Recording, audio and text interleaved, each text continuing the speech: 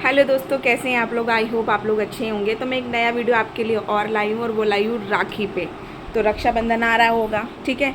जो बहन दूर रहती होंगी वो सोच रही होंगी कि कॉरियर करवा देंगे तो अपने भाइयों को राखी पहुंच जाएगी। जो पास में रहती होंगी वो सोच रही होंगी कि कब 28 अगस्त आए और हम अपने भाई को राखी बांधें, ठीक है। सबके मन में वो खुशी तो रहती है अपने भाई को राखी बांधने के लिए। मैं दूर रहती हूँ, मैं नागपुर में रहती हूँ, मेरा मायका दिल्ली में है, तो मैं नहीं जा पाती हूँ। साल में एक ही बार जा पाती हूँ और अभी मैं होके आई हूँ तो अभी पॉसिबल नहीं है जाना।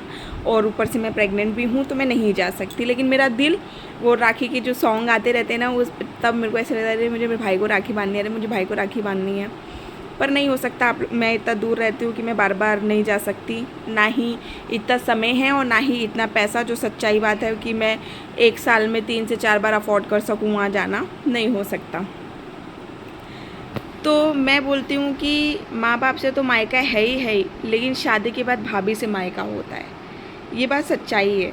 देखो, जिस नंदों को भाई फ़ोन करके या भाभी फ़ोन करके ये नहीं बोलती ना कि आओ दीदी राखी पे, तो उनका रक्षाबंधन का एक शायद कोई मतलब नहीं है। वो शायद अपनी फॉर्मेलिटीज़ पूरी कर रहे हैं, इधर से भी और उधर से भी। क्योंकि वो लाड और प्यार वो उस फ़ोन पे रहता है कि अरे मेरी भाभी फ़ोन करेगी, अरे मेरे भैया फ़ोन करेंगे कि दीदी आप कब आ रही हैं। तो वो रक्षाबंधन का एक अलग ही सुकून रहता है। लेकिन वो सुकून कौन ख़राब करता है।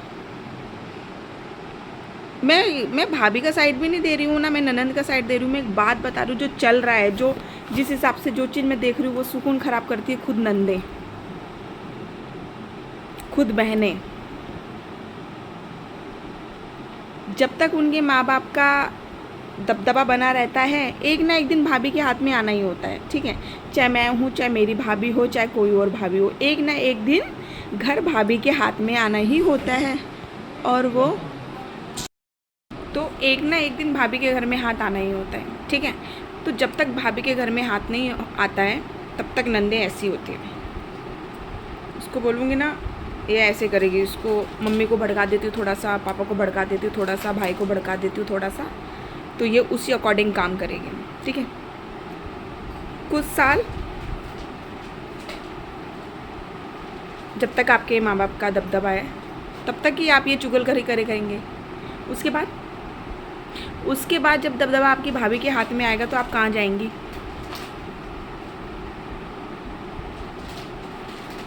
और जो बात बात पे धमकी दे देती हैं, मायके में हिस्से मेरा भी है, मायके में हिस्सा मेरा भी। मायके में आपका कोई हिस्सा नहीं है।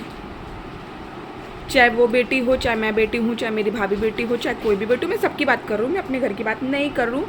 फिर सुन लीजिए आप लोग ध्यान से। जिस दिन आपकी शादी हो गई, आपके घर में दहेज दिया, मेरी बात ध्यान से सुनना। ये नहीं बोल रही मैं कि बहन का मायके में कोई वो नहीं है, हिस्सा ये नहीं है।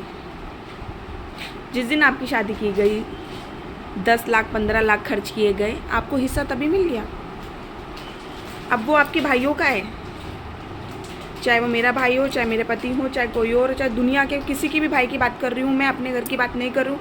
ये भी सुन लीजिए, रिश्तेदारों से। तो ये आपके हाथ में है कि आपको रिश्ता कैसे बना के चलना है।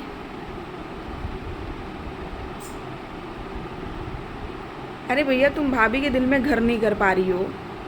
आजकल मैंने देखा है, मान सम्मान नहीं चाहिए इंसानों को, कि आया है इंसान मान सम्मान कर रहा है, वो नहीं चाहिए। उनको क्या चाहिए? बकेतियाँ, फालतू की चीज़ें। इतना घूंघट कर लो और गालियाँ दो तो आप संस्कारी हैं। ये घूंघट हटा लो और इज्जत दो, रिस्पेक्ट दो, तो आप गलत हो। This is a reality. तो मेरा बस उन बहनों से ये कहने का मतलब है कि आप जितना भी बोल लो, अरे हमें फ़र्क नहीं पड़ता, जिसके 2 भाई हैं, 4 भाई हैं, 6 भाई हैं, मुझे सबको सबसे फ़र्क पड़ता है, ठीक है। अभी वो गाना है ना, कितनो बुलाउले भाभी नैहर की बहना, ननन बिना आंगन सुना रहे तुम्हारा, भोजपुरी में गाना है। तो वही लाइन भी है, कितने बुला लोगी आप अपने ससुराल में, लेकिन मामी मामा बिना आपका आंगन सूना है। ये दोनों तरफ से हैं। समझे? ये दोनों तरफ से, ये दोनों तरफों का आप नहीं समझोगे ना तो ये चीज़ें बहुत ख़राब है। आप सोचोगे कि अरे मैं ननंद हूँ, मैं बुआ हूँ, मैं बहन हूँ, तो हर जगह मुझे पूछा जाएगा, ये वो। हर जगह मामी मामा को भी पूछा जाता है, ये आप भूल जाती हैं। हाँ, मान सम्मान आप नहीं बना के रखती, इज्जतें आप बना के नहीं रखती, और आपको कौन फ़ोन करके पूछेगा भाई? आपको कौन फ़ोन करके पूछेगा कि आप आइए? आइए चाहे मत आइए,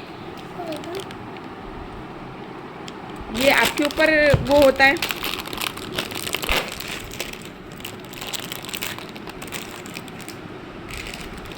तो इसलिए मैं उन बहनों से हाथ जोड़ के रिक्वेस्ट करूँगी कि अपने मायके में अपने भैया भाभी से बना के रखिए। अगर आपको रिश्ता चलाना है तो, अगर आपको रिश्ता अपने माँ बाप तक रखना है तो कोई बात नहीं, करिए जो आप कर रही हैं।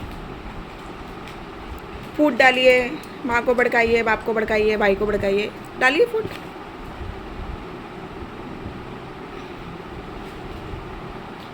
और भाभीयों से भी हाथ जोड़ के रिक्वेस्ट है कि आपकी नंदों का मान सम्मान करना आपका कर्तव्य बनता है।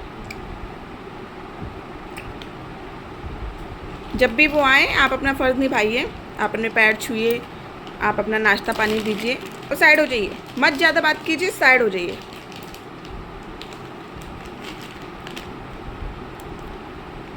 अब ये मेरी बेटी है, इसको मैं बहुत प्यार करती हूँ, ठीक है? कल को मेरी बहू भी आ जाएगी तो इसकी बातें सुन के मैं अपने बहू से रिश्ता ख़राब करूँगी क्या? ये मेरे को पूरी ज़िंदगी बना के खिलाएगी क्या? नहीं, मेरी बहू बना के खिलाएगी मुझे उससे अपना रिश्ता अच्छा रखना है। इससे तो रखना है, ये तो पराई हो ही जाएगी, लेकिन जो आएगी, जो मेरे घर में संभालेगी, वही मेरा करेगी भाई।